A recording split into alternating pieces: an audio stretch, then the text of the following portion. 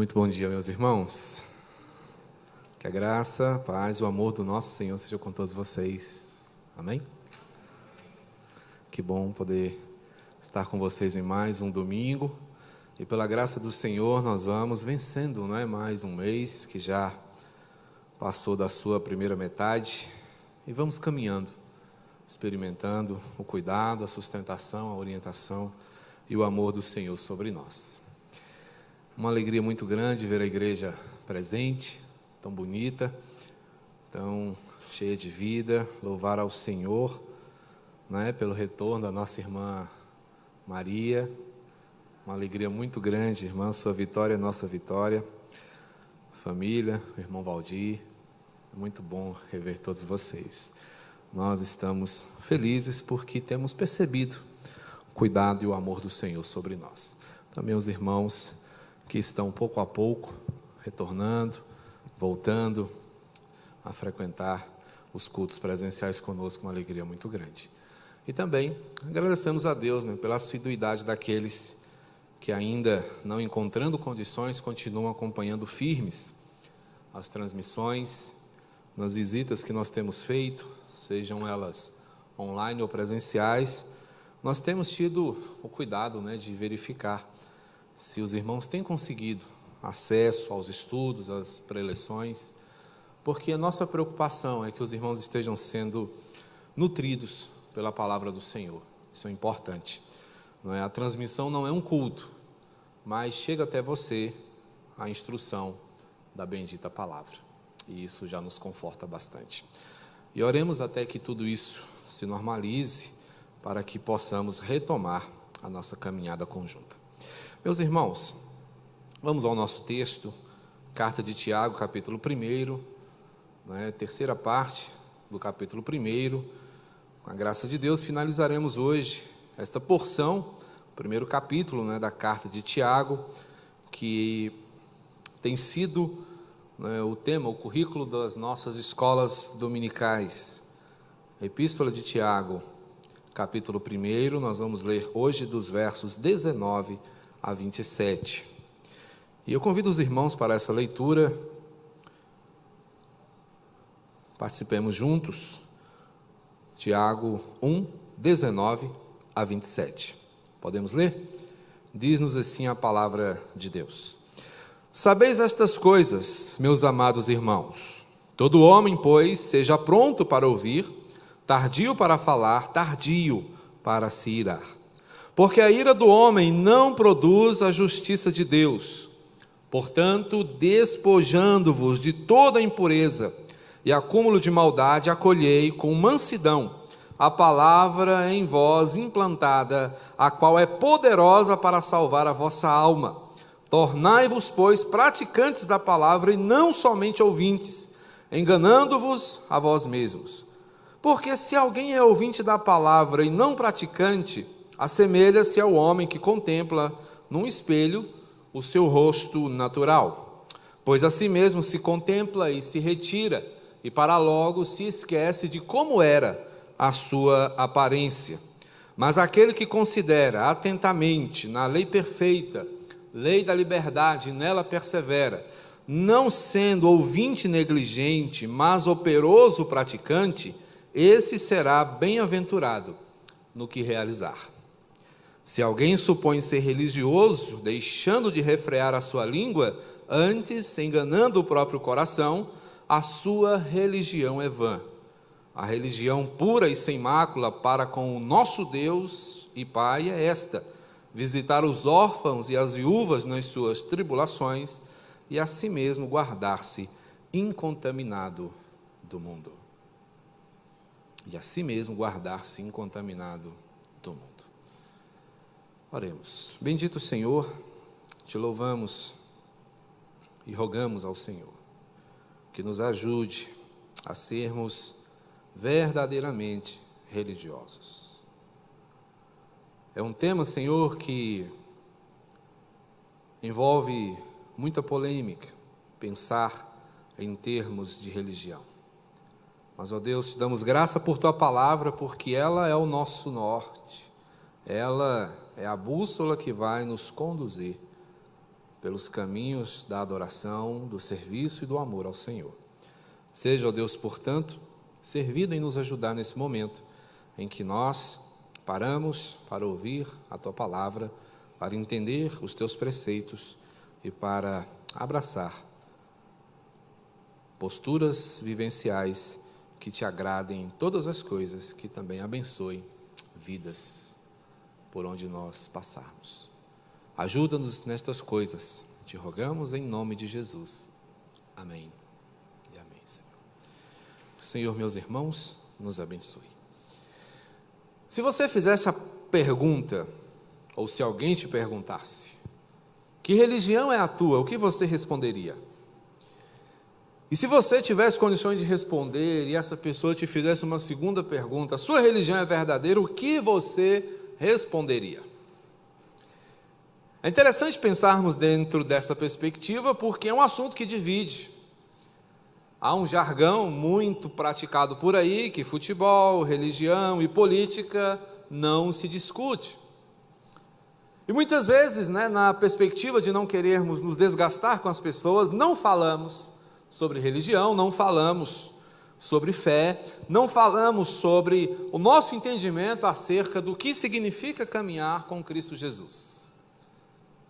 Mas a palavra do Senhor também nos desafia a estarmos sempre prontos a dar razão, a falar sobre aquilo, no que se baseia a nossa fé. Pedro vai nos dar esse conselho, ele vai nos orientar a que estejamos sempre prontos a responder quando formos arguídos nos assuntos que tangem a nossa fé. E a bem da verdade, meus irmãos, se verifica ainda muita timidez no que cabe aos cristãos quanto a esse assunto. E temos mais nos calado do que apresentado, falado, acerca das coisas que nós cremos, das coisas que nós fazemos, das coisas que regem a nossa vida, nossas escolhas, nossos pensamentos em termos de espiritualidade. É uma coisa que ainda nós precisamos crescer, precisamos nos aprimorar bastante ainda. O fato é que ninguém gosta de ser ou viver enganado. Nossas escolhas, em tudo que fazemos, está presente a perspectiva, de fazer tudo dentro da mais perfeita ordem. Queremos acertar. Quando a perspectiva é do engano, a nossa resposta é sempre pronta. Eu estou fora, eu quero caminhar dentro do entendimento, eu quero acertar, eu quero fazer as coisas da melhor maneira. O fato é que a nossa vida se resume em tentativas, em constantes empreendimentos, para que sejamos marcados pela vitória. Queremos sempre acertar em nossos casamentos, em nossas amizades, nas perspectivas profissionais, estamos o tempo todo buscando sucesso em tudo que fazemos. Mas existem caminhos que são duvidosos, existem situações e opções que nos colocam em grande dúvida, em verdadeiros dilemas, e a gente fica pensando muitas vezes, como é que eu vou conseguir, como é que eu vou resolver essa questão? E aliado, em meio a tudo isso, está a realidade do pecado. O pecado, ele tem a perspectiva de estragar tudo que é bom. O pecado, quando se deu no mundo, tornou o mundo mais difícil. A terra, que antes dava com abundância, passou a necessitar de ser lavrada, trabalhada, para que ela pudesse dar o seu fruto. O trabalho, que antes era realizador e prazeroso, passou a ser penoso. A maternidade, que é algo gracioso, também foi envolvida em dores. Então o pecado traz para nós desgosto e muita frustração. E quando pensamos em termos de religião, estamos pensando na perspectiva de alguém que se religa, de alguém que se aproxima de novo do Senhor. A bem da verdade, a humanidade se distancia do Senhor a passos largos. E quando pensamos numa vida religiosa, estamos pensando numa vida que seja desenvolvida para agradar o Senhor em todas as coisas e para dar àquele que a experimenta uma realidade abençoada. É isso que nós estamos buscando. E aí, Tiago ele vai nos levar a pensar sobre a verdadeira religião, mas necessariamente sobre o verdadeiro religioso. Como nós temos percebido, Tiago, ele vai direto ao ponto, ele não faz rodeios, ele se dirige ao povo que já conhece o Senhor, ele tem a perspectiva de falar aos seus corações, de ajudar a igreja a ser uma igreja melhor, de ajudar os servos do Senhor a serem mais comprometidos com a palavra de Deus, com a obra do Senhor, com tudo aquilo que agrada a Deus. Essa é a perspectiva de Tiago, e aqui ele vai falar sobre o que realmente implica ser um verdadeiro religioso. E nós vamos também, sem muito rodeio, entender qual é a pegada, vamos dizer assim, qual é a tônica de alguém que é verdadeiramente religioso. Quais são as suas bases, quais são os seus benefícios, quais são as coisas que regem a sua vida, o que direciona, o que norteia a sua existência. E logo de início ele vai nos mostrar que um verdadeiro religioso tem como base a palavra de Deus. Irmãos, isso é fato, é simples e também muito básico. É aqui que começa. Não podemos pretender ser próximos do Senhor sem que a sua palavra esteja gravada em nosso coração. Observe o que diz os textos aqui. Capítulo 1, verso 18. Pois segundo o seu querer, ele nos gerou pela palavra da verdade, para que fôssemos como que primícias das suas criaturas. Os irmãos podem perceber que somos originados exatamente pela palavra do Senhor. Depois, no verso 21, ele vai dizer algo muito interessante. Portanto, despojando-vos de toda a impureza e acúmulo de maldade, acolhei com mansidão a palavra em vós implantada, a qual é poderosa para salvar a vossa alma. É preciso, portanto, que nós tiremos de nós tudo aquilo que obstaculiza, tudo aquilo que atrapalha, tudo aquilo que não combina, que não coaduna com a palavra da verdade. E aí na sequência, os versos 22 até o 25, ele vai dizer: tornai-vos, pois, praticantes da palavra, e não somente ouvintes, enganando-vos a vós mesmos. Porque se alguém é ouvinte da palavra e não praticante, assemelha-se ao homem que contempla no espelho o seu rosto natural. Pois assim mesmo se contempla e se retira, e para logo se esquece como era a sua aparência. É bem interessante a gente observar esse ponto, porque quando a gente olha para a palavra, ela vai nos dar uma ideia real de quem realmente nós somos. Ela é diagnóstica, ela é uma espécie de raio-x da nossa alma, que vai dizer aonde nós precisamos melhorar, crescer e nos aprimorar. Então a verdadeira religião e logo o verdadeiro religioso, alguém que está realmente se aproximando do Senhor, é alguém que ama a palavra de Deus, que reconhece o seu valor, que reconhece a sua importância. E se é assim, não prescinde dela, não abre mão, não desiste, não abandona, porque é aí que um cristão começa a ser de verdade um cristão. Nós nos originamos pela palavra, é ela quem dá o start para a nossa fé. Não é uma coisa que surge, nós não dormimos incrédulos e acordamos crentes. A palavra entra em nós, mexe com o nosso entendimento, abala as nossas estruturas, transforma o nosso coração e se verifica em nossas atitudes, em nossas escolhas. Portanto, é um processo. Portanto, é algo que mexe com tudo em nós. Então, o verdadeiro religioso nasce da palavra, a sua base é a palavra, ele cresce apegado à palavra, se torna um praticante da palavra e vai ser reconhecido como alguém cujo amor é a sua tônica. É alguém que vai colocar em desenvolvimento tudo o que aprendeu na palavra. Essa afirmação, ela é muito interessante, é muito poderosa, porque na perspectiva do texto aqui, ter apego é reconhecer valores, é saber da importância. Portanto, nós não podemos pretender sermos os melhores cristãos, sermos os melhores filhos ao Senhor, sem que a palavra conste da nossa vida. Não dá, gente, para nós pensarmos, não, eu gosto de orar e isso é suficiente. Orar é importantíssimo, mas a palavra é fundamental. Porque até para que você ore melhor, você precisa da palavra.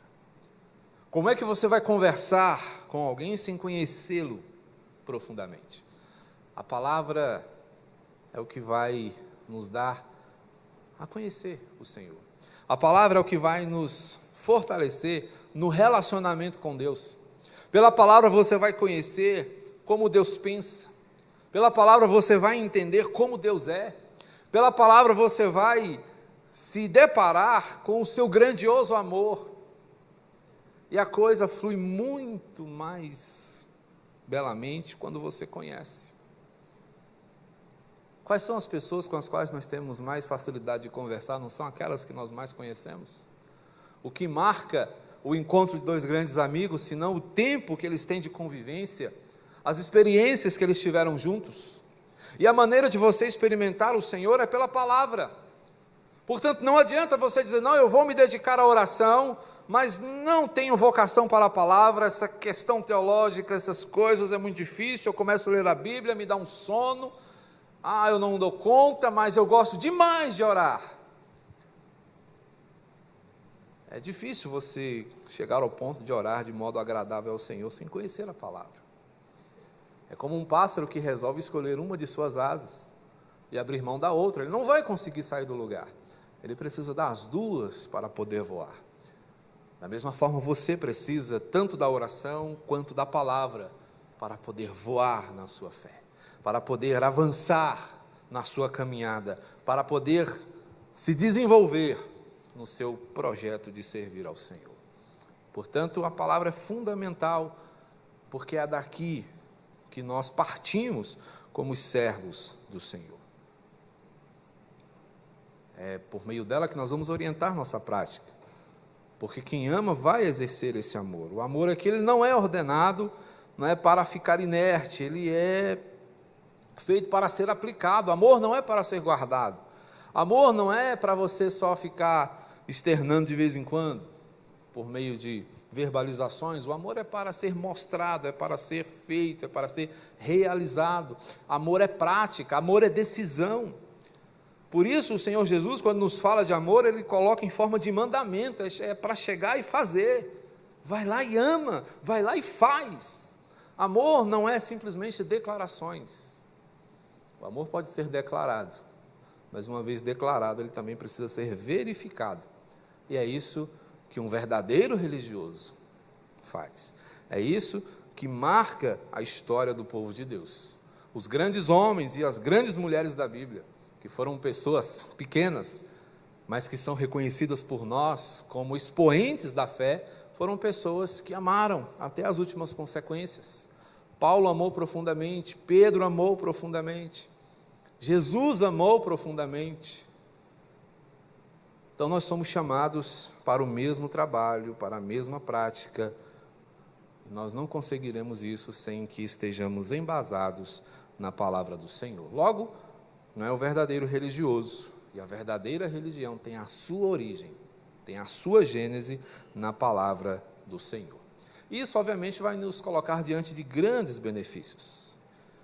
Verso 23, ele vai dizer, se alguém é ouvinte da palavra e não praticante, assemelha-se ao homem que contempla no espelho o seu rosto natural.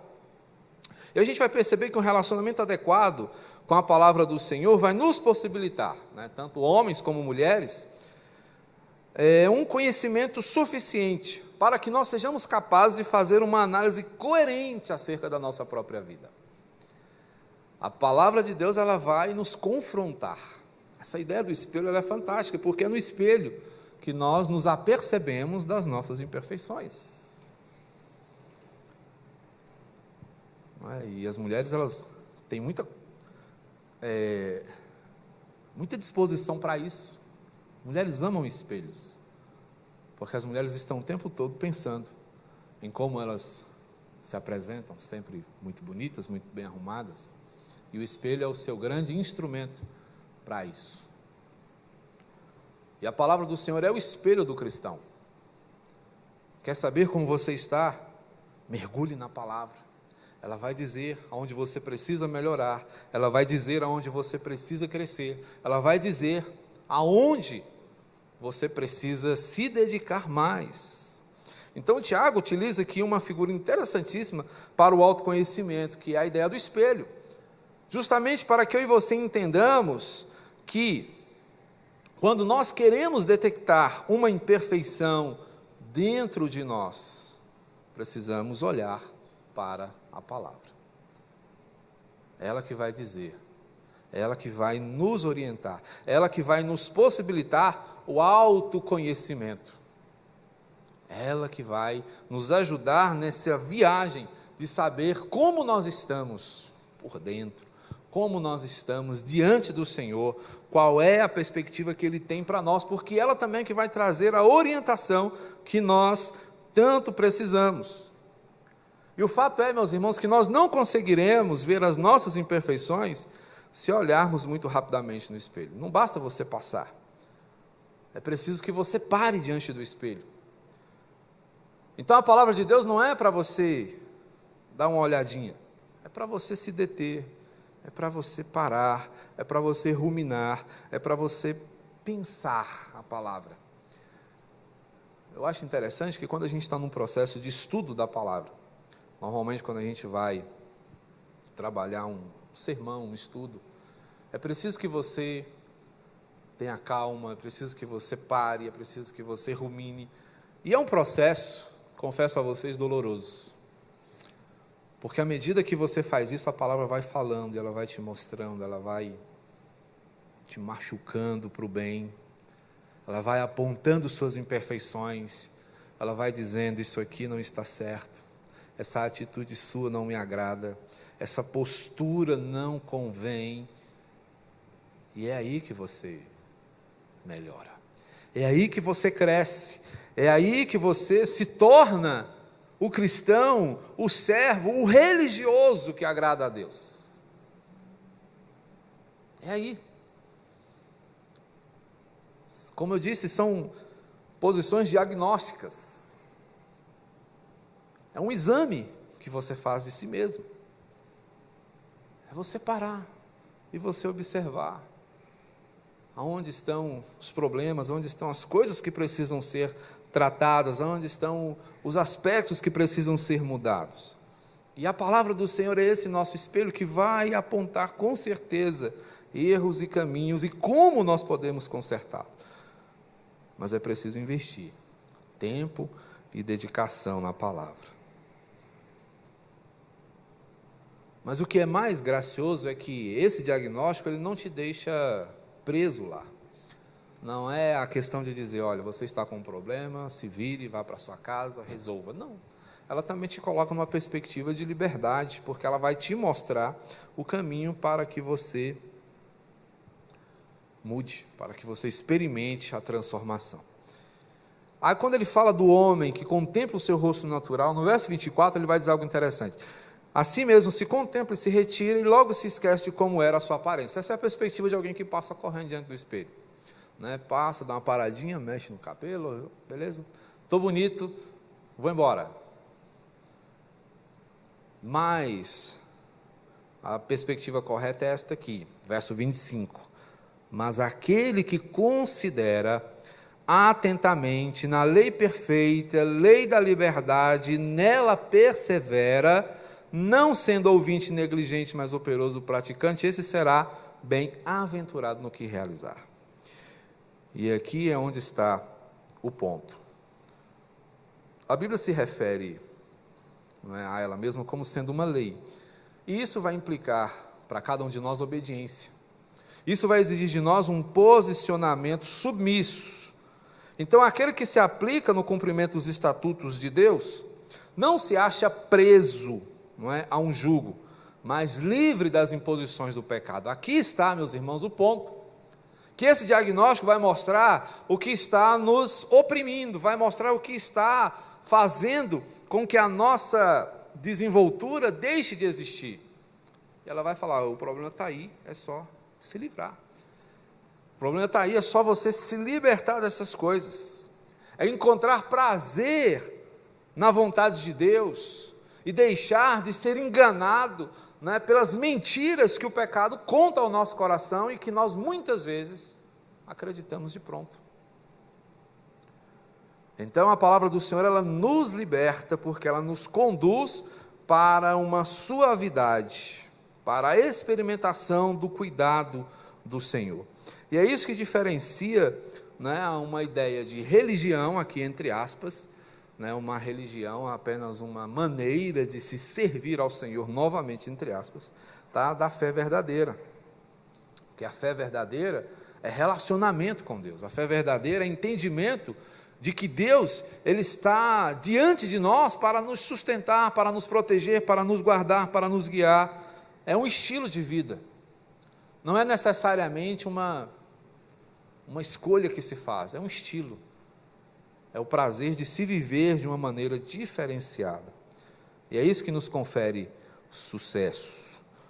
Porque Deus tem um propósito, Ele tem um projeto para cada um de nós, e esses projetos têm objetivos muito claros, muito bem definidos. O Senhor tem uma perspectiva, não é, para cada um de nós. Então o Senhor deseja que o seu povo seja bem-sucedido, experimentando a sua vontade, entendendo com clareza qual é o seu projeto para as nossas vidas.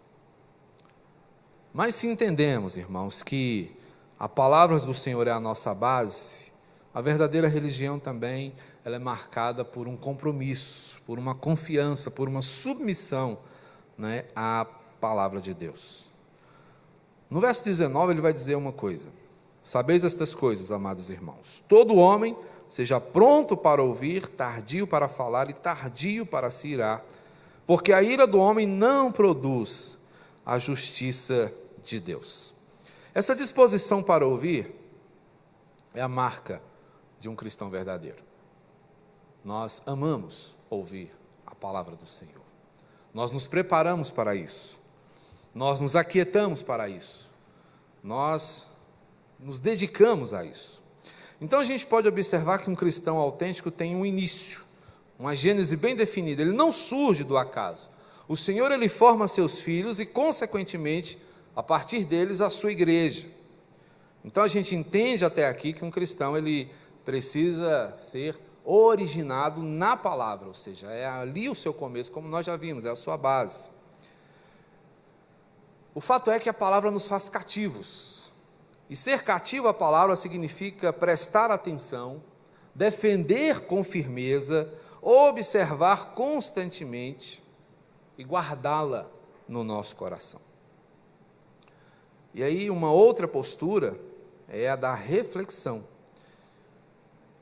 E quando o texto vai nos falar aqui sobre essas questões, quando ele vai falar que o homem é tardio para falar, ele está pensando aqui na ideia de alguém que gasta tempo trabalhando o seu entendimento para que ele possa chegar a uma conclusão. É o fim, meus irmãos, da precipitação. É algo que nos nossos dias é muito raro. Calma. Nós somos apressados. Nós compramos ideias prontas, opiniões prontas. Porque há muitos anos nós temos sido, adestrados para isso. Você liga um determinado aparelho e ele te dá uma opinião pronta. Você não precisa pensar, você não observa o todo, você pega, não, está todo mundo dizendo assim, então eu digo também. Essa, infelizmente, é a nossa realidade hoje. Mas o Senhor, interessante a gente pensar, Ele não é assim. Nós somos prontos, para ouvir, mas o nosso falar, ele só pode ser desenvolvido depois de ruminarmos o que ouvimos. Interessante que nós temos, no que diz respeito aos nossos sentidos, em tudo nós temos órgãos duplos. 2 narinas para sentir cheiros, 2 ouvidos para perceber os sons, 2 olhos para enxergar as coisas, mas na hora de verbalizar nós só temos uma boca. Já parou para pensar nisso? Óbvio que você pode dizer de várias maneiras, você pode escrever, você pode cantar, você pode... mas apenas uma boca. Exatamente para que nós pensemos que o falar requer elaboração. É algo que deve ser resultado de equilíbrio. Tiago está falando aqui em comedimento. Ações comedidas. O que é isso? É alguém que pensa para falar. Não alguém que fala e depois vai pensar. Às vezes que eu falei sem pensar, eu me arrependi amargamente. Porque eu sou da turma que rumina, eu sou da turma que pensa. Eu não tenho a agilidade que muitos têm para responder na hora. E tem hora que eu até invejo quem consegue fazer isso. Porque a gente engole certos sapos, né, e leva para casa, vai engasgado com aquilo. Mas tem gente que, papum, né, bateu, levou. E normalmente eu não tenho essa habilidade. E às vezes que eu consegui fazer, eu me arrependi. Porque, como eu gosto de pensar, eu fiquei, não era bem isso que eu queria dizer. Só que a palavra dita é uma flecha atirada, né? Quem é que vai conseguir reverter o seu trajeto? Saiu, acabou. Então, Tiago, ele nos convida, irmãos, a sermos reflexivos. A palavra que você ouve, a palavra que você acolhe no seu coração, precisa de tempo para trabalhar o seu interior, precisa de tempo para alcançar seu coração, precisa de um tempo para que ela surta o efeito. Na língua grega aqui, a palavra que nos mostra essa ideia, vai dar uma ideia de dificuldade para a compreensão. Então é ouvir e ficar realmente matutando, pensando, o que é que está sendo dito para mim? O que leva-nos, meus irmãos, a compreender que nós precisamos realmente nos dedicar a pensar a palavra de Deus, a entender o que Deus está falando conosco, e Ele está falando. No momento em que nós estamos diante da palavra, Deus está gritando aos nossos corações, Deus está expondo a sua vontade para cada um de nós, e a gente tem pressa, a gente compra devocionais prontos, a gente prefere consumir o que alguém ruminou diante do Senhor, e não há nada de errado, mas essa não pode ser a única maneira de você pensar a palavra de Deus.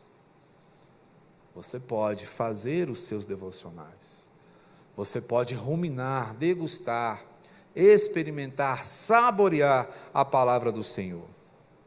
É uma oportunidade que é dada para todos nós,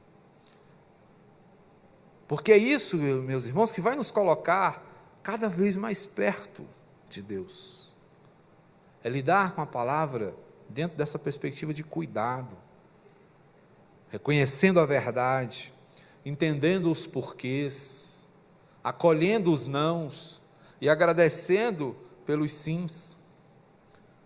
É lidar com ponderação, elaboração e sensatez a palavra do Senhor. Então é caminhar, meus irmãos, de maneira equilibrada, nem derramar a fúria da nossa ira, nem congelá-la. Precisamos resolver, não é, as nossas dificuldades. E é isso que vai nos permitir experimentar sucesso, não é? O ouvinte diligente, o praticante operoso, segundo Tiago, será bem-aventurado no que realizar. E eu acho muito gracioso o fato dele usar bem-aventurado. A gente sabe, Tiago era irmão de Jesus, e com certeza, eu infiro aqui, que ele aprendeu isso com o mestre. E o que é ser bem-aventurado? Já expliquei para vocês. Bem-aventurado é aquele que alcançou êxito com a ajuda do Senhor. Esse é o bem-aventurado. Não é apenas alguém que é feliz em algum empreendimento, mas é alguém que recebeu a melhor ajuda que alguém poderia receber. É alguém que teve um empurrãozinho maravilhoso do próprio Jesus. Esse é o bem-aventurado. É assim que John Stott define bem-aventurança. E para mim uma definição perfeita. Porque quem somos nós para conseguirmos alguma coisa? Mas o Senhor é aquele que se dispõe, nos ajuda e nos fortalece para a nossa caminhada. Portanto, ser submisso à palavra do Senhor é considerá-la como autoridade sobre a nossa vida. A ideia de submissão, gente, é confiança. Portanto, se eu entendo que a palavra de Deus é a minha base, eu preciso confiar nela como sendo a verdade que o Senhor diz que ela é. É confiar que ela é totalmente segura para a minha vida, entender que é só disso que eu preciso, que eu estou plenamente protegido quando eu sigo as orientações do Senhor. É o que Davi dizia, né? Lâmpada para os meus pés é a tua palavra. O que Davi está dizendo é o seguinte: é o farol que me conduz, que me mostra a direção. Essa deve ser a nossa compreensão, deve ser o nosso entendimento. Porque se temos a palavra como base, confiamos na palavra, nós vamos agora agir de acordo com a palavra. Então, o verdadeiro religioso, ele é biblicamente ensinável. É alguém que aprende, alguém que está disposto a reconhecer o que o Senhor está nos falando.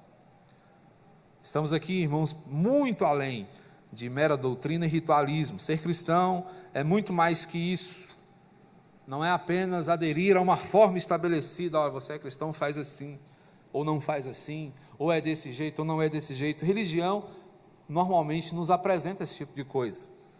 Mas fé verdadeira, não. Fé verdadeira vai muito além disso, porque envolve prática, envolve estilo de vida, como nós já falamos. Gostamos até de aplaudir atitudes, né, que a gente reconhece como sendo diferenciais, mas nem sempre somos tão hábeis quando o assunto é prática. Então, a religião, meus irmãos, que Jesus está nos mostrando aqui, é uma coisa vivencial, é um jeito de viver, não é? E isso envolve coerência. Coerência é ação e discurso, juntos, cumprindo um mesmo propósito. Não é? Então, o que nós precisamos é ter voz, mas acompanhada de ação, não é? É viver com propriedade. Ter propriedade é não ser alguém dúbio em seu caráter. E é disso que Tiago vai falar nos 2 últimos versos. Se alguém supõe, olha só, ser religioso, deixando de refrear a língua, antes, enganando o próprio coração, a sua religião é vã. Então, o que o Senhor está dizendo para nós aqui, irmãos, é algo muito sério. O religioso é alguém autocontrolado. Essa ideia de a gente dizer: não, eu sou assim mesmo, eu nasci assim, isso é coisa de Jorge Amado. Síndrome de Gabriela, né? Eu nasci assim, cresci assim, vou morrer assim. Não, nós não somos. Nós somos chamados para sermos dirigidos pelo Espírito Santo. A nossa condução é dele. Quem tem o leme das nossas vidas, o volante do nosso coração, é o Espírito Santo do Senhor. E é a esse que o Senhor reconhece como um verdadeiro religioso, como alguém cheio de fé. E Tiago vai denunciar esse problema que era corrente nos seus dias. Pessoas, mesmo os cristãos da sua época, diziam uma coisa e faziam outra. Arrotavam santidade, mas viviam na imundície do pecado. Não é? Eram santas na igreja, mas completamente avessas à vontade do Senhor nas suas mesas, nas suas casas. Então Tiago, ele pregava contra a falta de compromisso, algo que é tão essencial ao cristão, não é? Estarmos envolvidos com a vontade do Senhor. Então, nós precisamos fazer esse diagnóstico sempre. Então, a gente precisa observar alguns pontos, se quisermos saber se estamos vivendo, desenvolvendo uma verdadeira religião. Primeira coisa, sabedoria no falar. Não é? Ele vai dizer: se alguém supõe ser religioso, deixando de refrear a língua, né? O religioso de verdade, aquele que agrada ao Senhor, ele sabe a hora de morder sua língua. Ele sabe a hora de segurar, né, o valente que tem dentro da boca. Então a gente precisa, né, entender isso. Então, sabedoria no falar é totalmente recomendável ao cristão. Controlar a língua é fundamental a todo aquele que deseja servir a Cristo com fidelidade. O discurso que nós proferimos é resultante, é consequente, ou seja, ele vai derivar do que habita em nós. Então, o que sai da nossa boca pode tanto servir para a aferição da nossa espiritualidade, quanto da nossa imaturidade. Então, a mentira, a difamação e a fofoca são indícios de que o nosso coração está longe do Senhor. São indícios de que o nosso coração está cheio de coisas desnecessárias. Ira, amargura, inveja e por aí vai. E o que é interessante a gente observar é que Deus observa tudo isso. Deus está de olho em todas essas coisas. Ele vê o nosso coração, Ele sabe o que há ali, e são coisas que nós precisamos considerar. Antes de nós fazermos diante das pessoas, nós o fazemos diante do Senhor. Então, eu, porém, Mateus 5, 22, vos digo que todo aquele que sem motivo se irá contra o seu irmão está sujeito a julgamento, e quem proferir um insulto a seu irmão estará sujeito a julgamento no tribunal, e quem lhe chamar tolo, estará sujeito a julgamento no tribunal. Estará sujeito, ao inferno de fogo. Então, aqui Jesus está dizendo o seguinte: eu conheço os corações, eu sei o que há dentro de vocês. Então, é controlar o corpo. Controlar a língua equivale a controlar o corpo, porque a língua revela o que há dentro de nós. Segunda coisa é santidade na vida. Numa vida pautada pela fé, nós estamos despidos diante de Deus. A fé te coloca nu diante do Senhor. Ele sabe o que há no seu íntimo. Então, não é um chamado para dramatização. Somos chamados para desafios que são reais, e o maior deles pode estar dentro de cada um de nós. É o perigo da perversão, da deturpação, dos valores invertidos, ou seja, da pecaminosidade. Então, o Senhor requer de nós uma vida que seja santa, e uma vida santa é uma vida consagrada. Santidade é consagração, é tornar propriedade de alguém algo. Então, santo é ser dedicado. Então, quando nós pensamos em santidade, o que nós temos que pensar é o seguinte: eu sou digno de pertencer a Deus? Se você conhece a Deus verdadeiramente, quem Ele é, você precisa entender que tudo do Senhor é muito bom. Tudo do Senhor é perfeito. E Ele nos quer perfeitos. Tanto que Ele não nos aceitou enquanto a nossa imperfeição não foi paga. Então a gente precisa considerar isso. Cristo não se sacrificou para que nós ficássemos de boa, com os pés para cima, tranquilos, já estou salvo, agora beleza, tenho tudo na mão. Negativo, você tem um compromisso, você tem uma responsabilidade, você foi chamado para ser diferente, você foi marcado para ser sal e luz, você foi chamado para uma missão, convocado. Então nós temos essa responsabilidade da qual nós não podemos simplesmente desistir ou virar as costas. Então a religião que Deus quer ver em cada um de nós, meus irmãos, é a rejeição do mal, mesmo que isso doa. E não é fácil, porque temos uma carne mortal ainda inclinada, e é por isso que a luta contra essa maldade inerente se chama mortificação.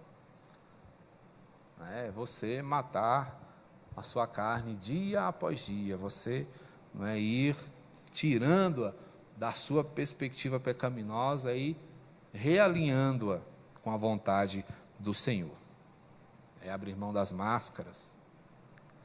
Isso para nós hoje é um desejo, Mas além das máscaras que nos protegem do vírus, nós também precisamos tirar das máscaras que nos enganam, Precisamos nos livrar das máscaras que nos apresentam como quem nós realmente não somos. É preciso que nós sejamos verdadeiros diante do Senhor e diante das pessoas.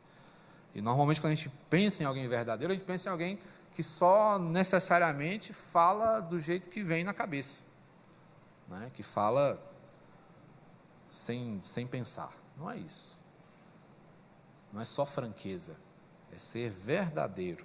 E a verdade, ela também caminha ao lado do amor. É saber falar a verdade. Então, o fato de nos encontrarmos no mundo não quer dizer que devamos seguir as suas filosofias. O mundo tem o seu jeito, mas o nosso jeito não é o jeito do mundo. O nosso jeito é o jeito de Deus. E ele vai fechar com uma outra perspectiva diagnóstica, que é a sensibilidade, né? A prática da misericórdia. A sensibilidade ao sofrimento alheio, ao sofrimento do outro. Religião pura e sem mácula. E muita gente também resume a sua fé a isso aqui: a dar esmolas, a ser generoso. É bom, mas não é tudo. Tá? Primeiramente, conserte-se, para depois você pretender consertar alguém. Nós precisamos ser íntegros, completos, né?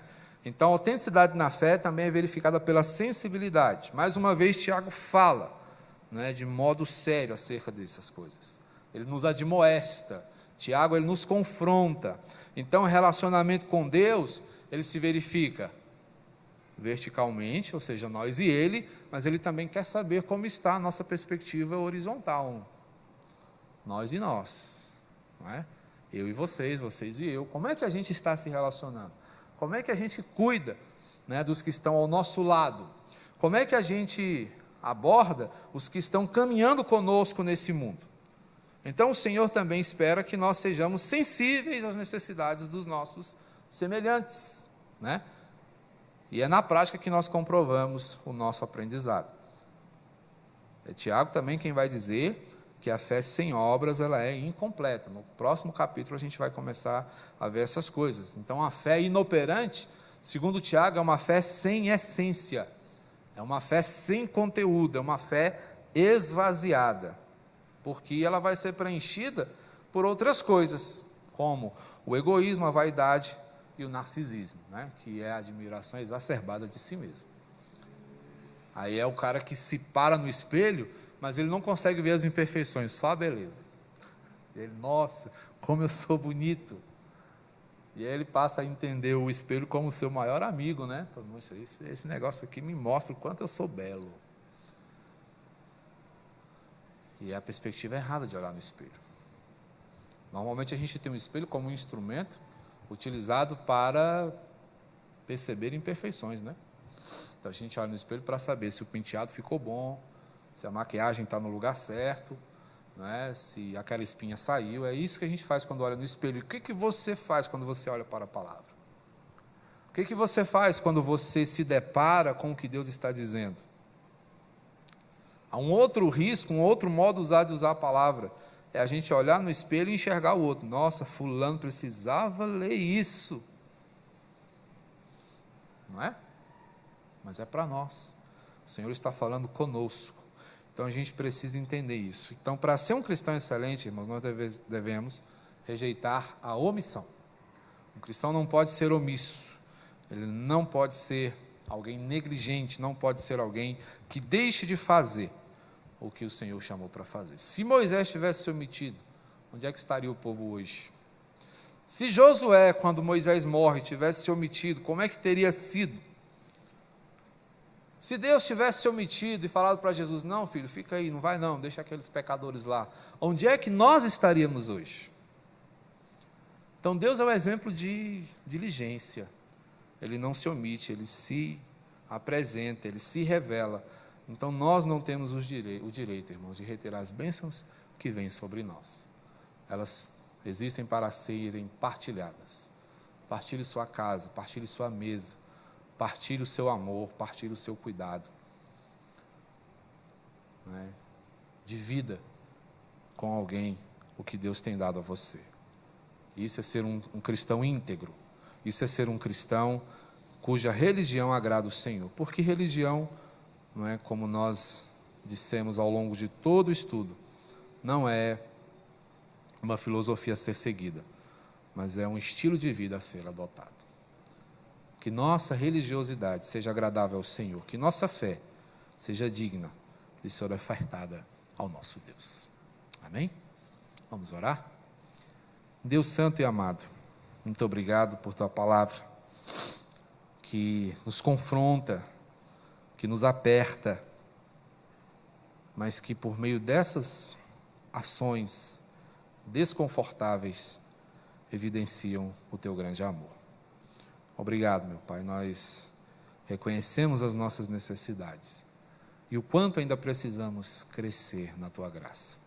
Ajuda-nos por amor de ti mesmo, para que sejamos, ó Deus, fortalecidos por tuas orientações e abrangidos pelo teu cuidado. Envolve-nos, ó Deus, completamente na perspectiva da missão que o Senhor inaugurou. Que sejamos, ó Deus, uma igreja que, a despeito das nossas imperfeições, te ame perfeitamente. É a nossa oração, em nome de Cristo Jesus. Amém. Que Deus abençoe, meus irmãos. Vamos todos em paz para os nossos lares e até logo mais no culto, na grande Assembleia do Povo de Deus, às 19h30.